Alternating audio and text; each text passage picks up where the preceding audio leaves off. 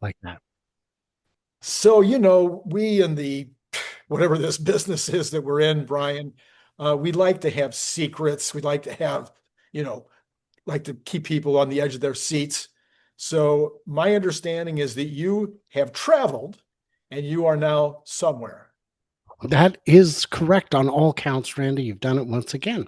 This is, I've gone somewhere very exciting, very special, very EV friendly, and I'm going to have weeks of content mixed in with the usual stuff on my channel about all the cars that are here, all the developments here. I'll be talking with a, a engineer at the power plant. It's going to be exciting. Well, I'm gonna drop one hint though. Yeah, you'll probably get mad Sure. at me, but the place where you are, it begins with one of the letters in the alphabet. Oh, too specific. Well, that rules out any of the Cyrillic alphabet countries. That's right. Yes. Okay. So my story today, as people could tell by looking at the thumbnail, is a September to remember. And my thesis is that we might be looking at the most catalyst laden month, not only in the history of Tesla, but maybe in the history of catalysts for any company. What do you think? I think I'm deeply disappointed because I thought you were going to ask me to the fall formal. No, look, look, it's over. As we all know, it's the end of the road. Tesla, she had a good run, but she's long in the tooth. Oh, wait, have you seen some of the record sales coming out of certain markets? Now you can take any brand, no matter, and say, oh, if you look at this market, oh, those are disappointing numbers. You got to look at the whole story. And we saw people saying, but they Tesla had good sales in like Germany and UK, but it collapsed, right? Because we haven't finished unwinding the delivery wave from the changeover. We'll have, I've been saying all along, we'll have a clearer picture next quarter, and every quarter we have a clearer picture.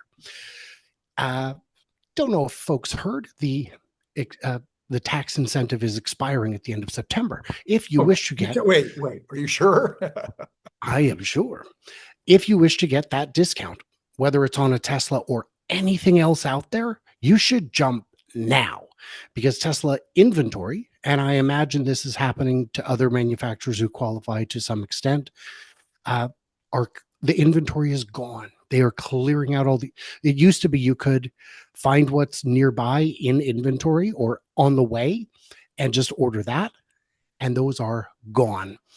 When I talked with the service advisor in my area, he said we have one car in transit to the entire Northwest. It's going to Idaho in terms of cars that were not pre-ordered. Yes, yes, I understand. So Yes.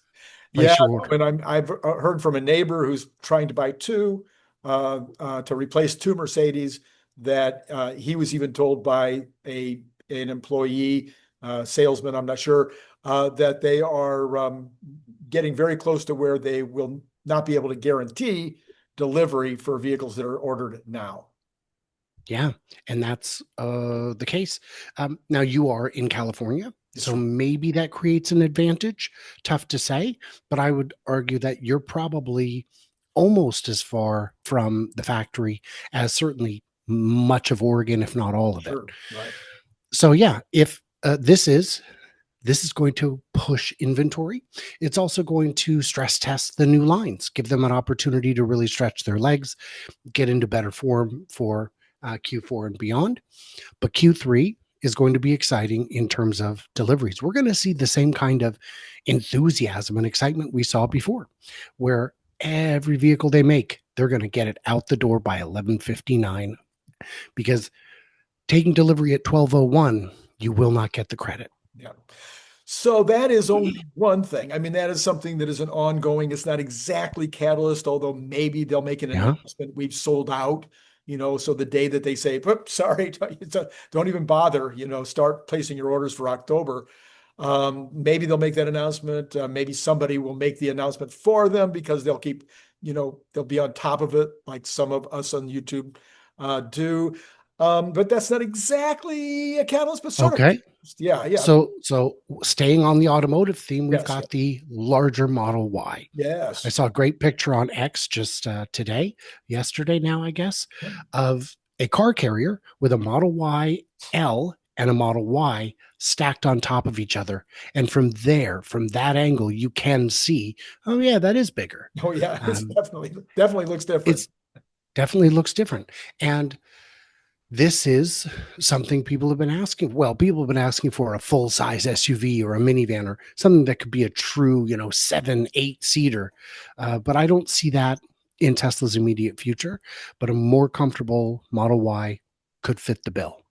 Absolutely. And there's not very many people in any country in the world right now with more than four kids. So you should be able to get, two adults and four kids into this thing without any trouble at all. And if you have a smaller family, then you should be able to get some neighbors in to boot to head off And down. a dog Yeah, and a and your dog. IKEA. So this, yes, so you can and you can fold all these seats down, so you can all four go down.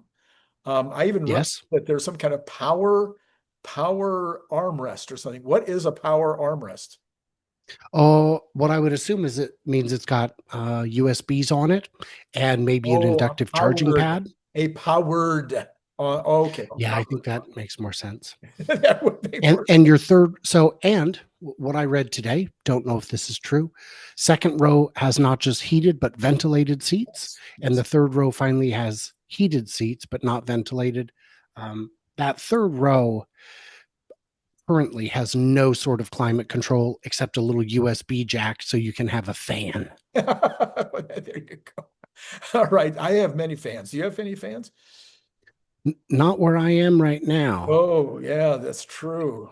But then that would start to give away. It's not America then, because I know you have fans in America. I think you have fans I in do. Great Britain.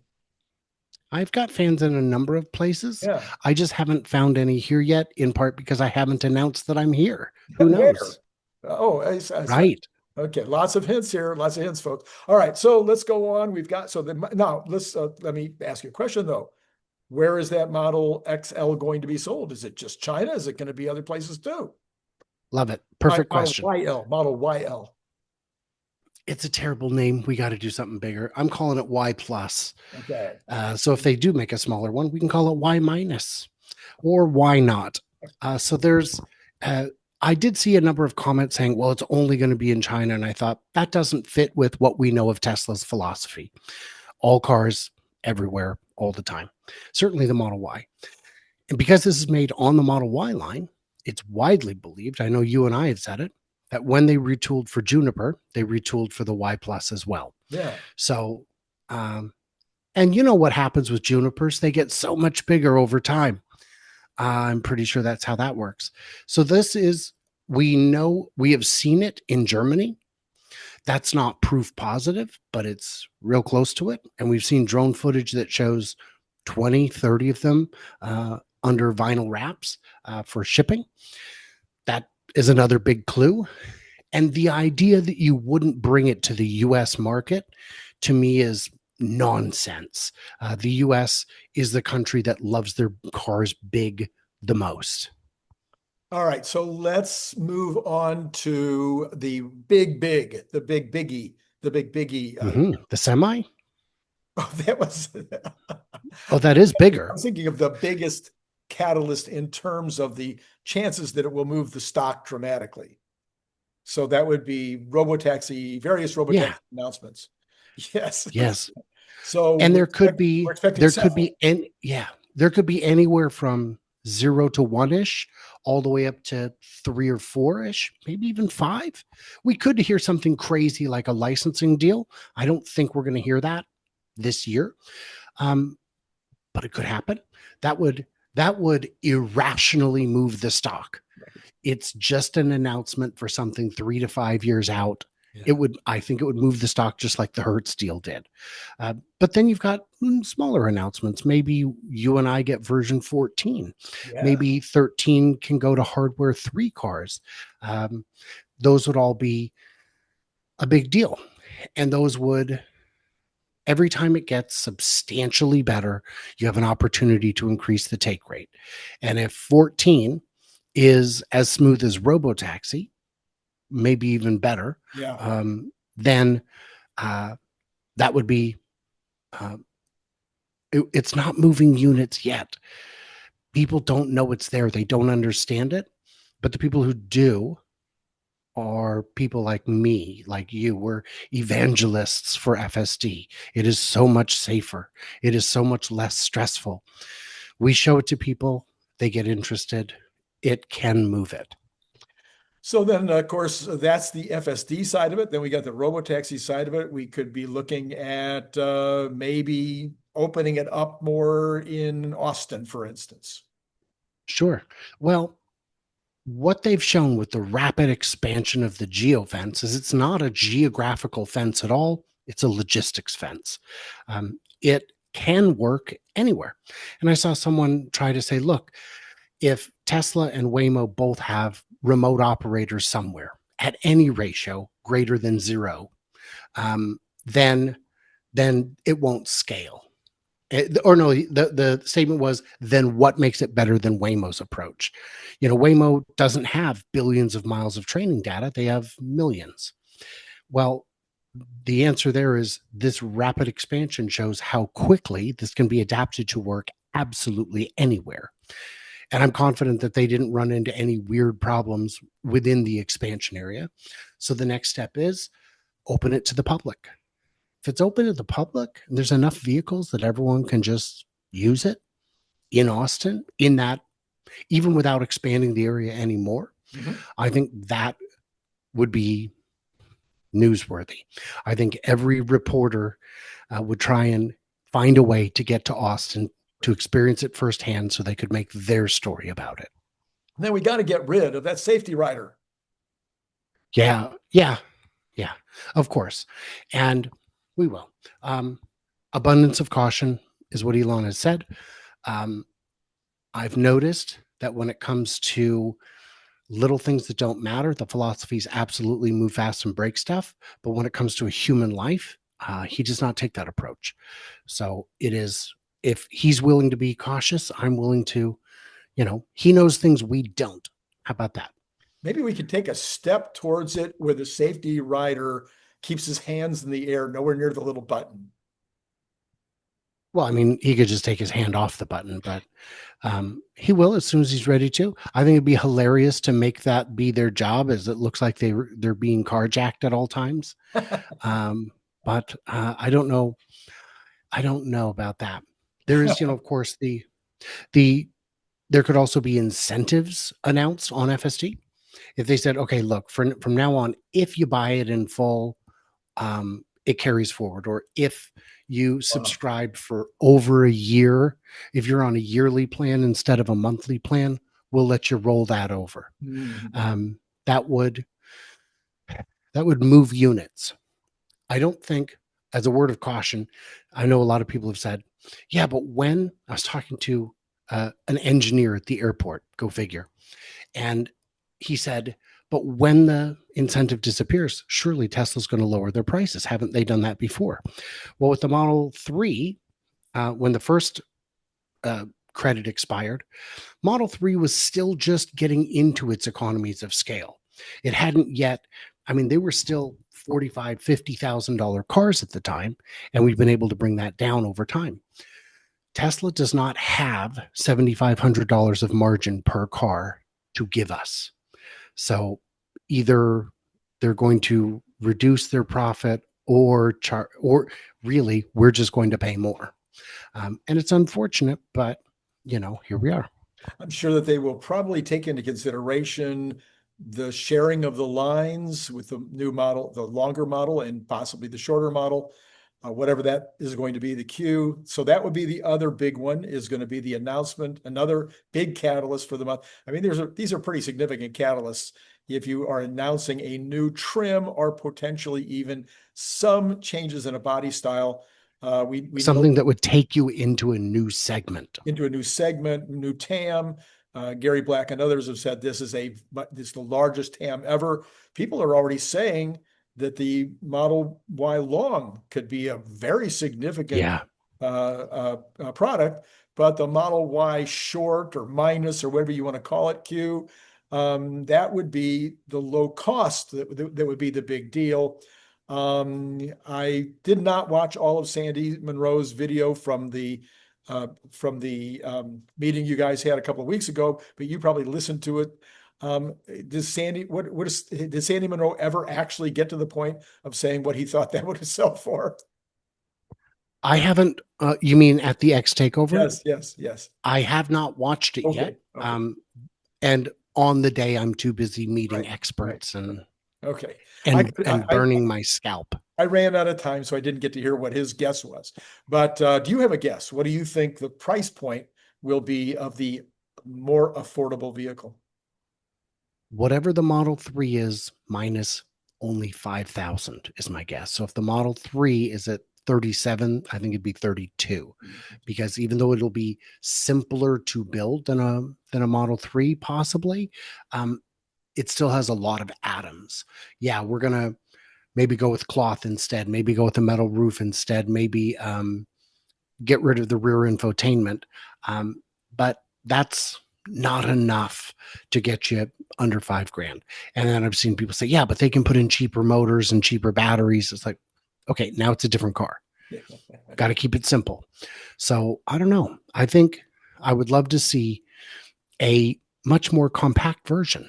Ford and even Buick have compact four-door compact, crossover SUVs that are made in other countries, that are made abroad in Europe, for example, or in China, not in China, but they're similar to the designs of the ones in China, where it's just more compact. Ford had one like that.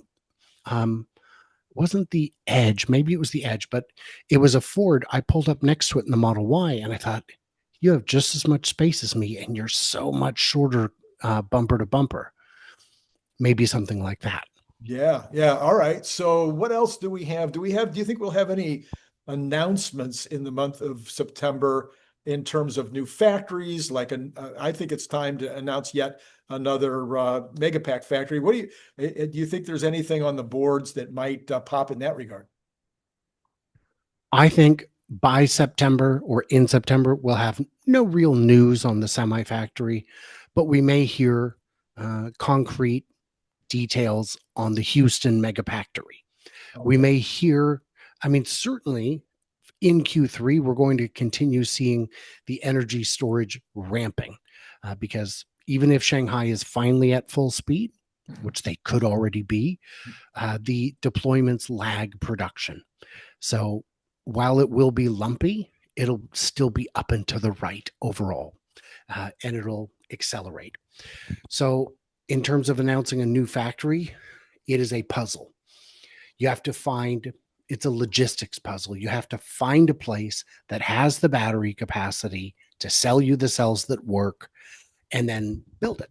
But they could build it anywhere. They could build one in Australia, spend 30, 50, $100 million on it and make that money back in a year. And after 5 years, if the market's genuinely tapped out, shut it down. Shut it down. Consolidate to another more productive, higher margin factory. The money will have been worth it at that point.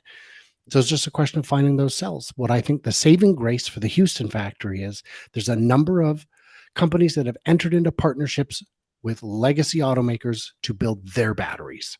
And I just know from history that they're not going to make as many cars as they've put in tentative orders for batteries. Right. And that factory is going to want to run as close to 100% as possible. So even though you only agreed to take 60% of my capacity, that other 40% is going somewhere. And when your orders decrease, it increases how many cells I can sell. And Tesla can still import cells from China. And even if they end up being a little too expensive when you count the product mix overall, the money's still there. Okay, what do you think happens in the month of September? Any chance that we get any kind of regulatory help that could be a big catalyst. That could be US, it could be China, it could be Europe. I mean, any kind of news on the regulatory front in September. So I have seen a number of people getting angry at their politicians for not moving faster on autonomy in the US, to which I would say, we still have a very good framework.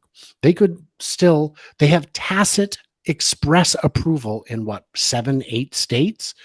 And they have implied permission in almost all the others.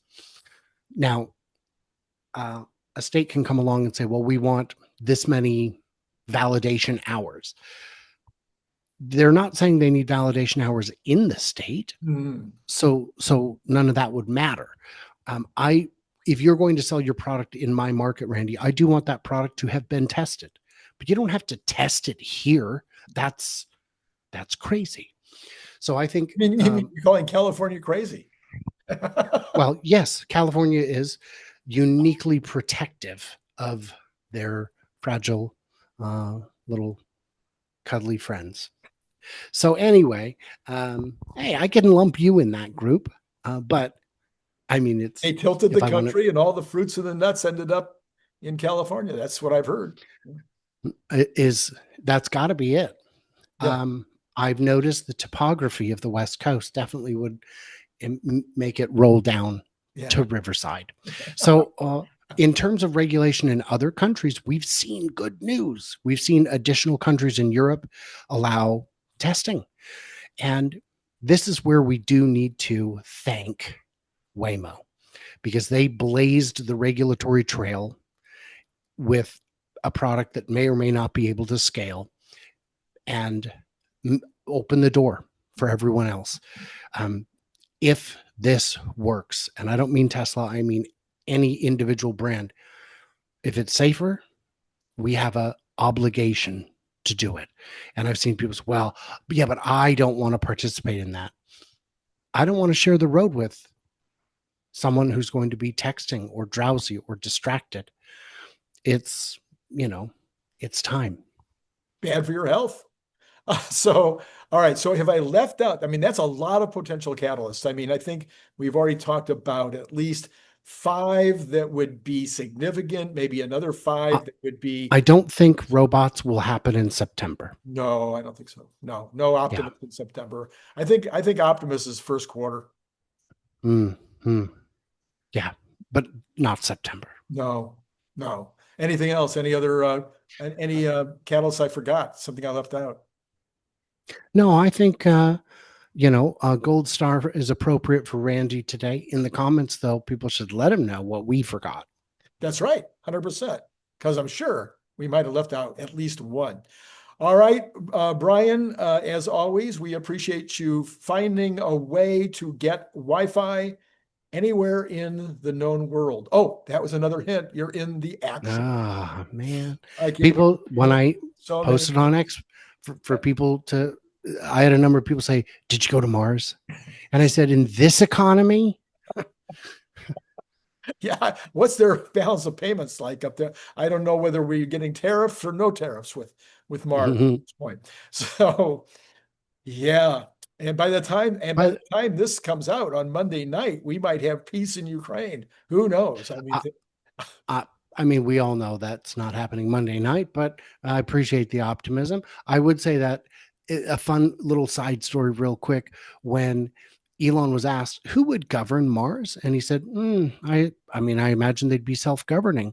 And the maritime law folks said, this falls under maritime law. To which Elon basically said, enforce it. Yeah, try to enforce it is right. Come on out. We'll throw your tea in the harbor too. Oh, yeah. I actually had to study maritime law back in law school. This was not an easy category. That's a complex area of the law, but Elon's humor on that one is definitely appropriate. All right. Did you also study steam law and Technicolor? I'll tell you what you study. Color television law. One of the big ones is water law, and we've been seeing how impactful water law has been to Tesla.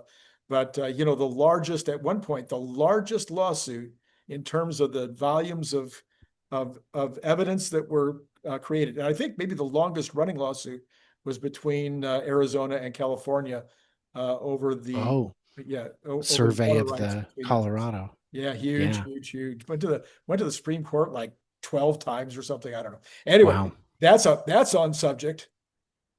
We Yeah. did manage to slide it in a little bit. Brian, again, thank you for jumping on. And we will see you again on Tuesday night. And on Tuesday night, we're going to talk about progress as opposed to catalysts. We're going to talk about progress, which is a different thing. It is. I'll be ready. Okay. And with all of that said, it's been great talking to you.